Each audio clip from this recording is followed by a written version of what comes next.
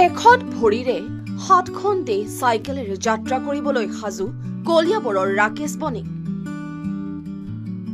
মুখ্যমন্ত্ৰী ডক্টৰ হিমন্ত বিশ্ব শৰ্মাই সাক্ষাৎ কৰি ৰাকেশ বণিকক দিলে শুভেচ্ছা। ৰাকেশৰ এই যাত্ৰাৰ ফ্লেগ অফ মুখ্যমন্ত্ৰীয়ে কৰাৰ আশ্বাস। অসম পৰ্যটনৰ প্ৰচাৰৰ লক্ষ্যৰে ৰাছিয়াৰ মস্কোৰ পৰা গুৱাহাটীলৈ চাইকেল যাত্ৰা। অসমীয়া কলা সংস্কৃতি আৰু অসমৰ সৌন্দৰ্য উপভোগ কৰিবলৈ বিদেশী লোকক আমন্ত্ৰণ জনোৱাৰ লগতে পৰ্যটনৰ প্ৰচাৰ প্ৰসাৰ কৰিব যাত্ৰাকালত ৰাকেশে। 7খন দেশ, 9000 কিলোমিটাৰ পথ এখন ভৰিৰে চাইকেল চলাই যাত্ৰা কৰিবলৈ সাজু ৰাকেশ পেৰাচাইক্লিষ্ট, যাৰ বাবে এতিয়া দৈনিক অনুশীলনত ব্যস্ত ৰাকেশ।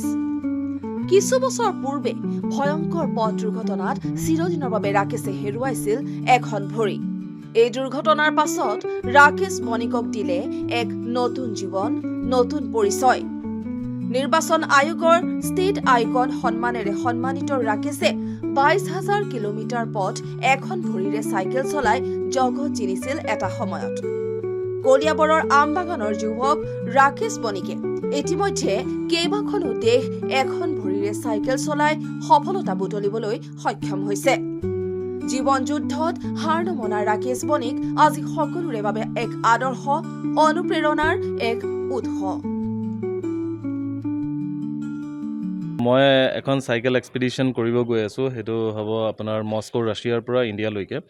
আৰু স্পেচিয়েলি মই এইটো আপোনাৰ অসম টুৰিজিমৰ লগে লগে আমাৰ অসমৰ কলা সংস্কৃতি আৰু আমাৰ যি আছে পৰ্যটন ক্ষেত্ৰত সেইবোৰ কথাবোৰ মেছেজ লৈ মই সেইবোৰ দেশত চাইকেল কৰিব গৈ আছোঁ।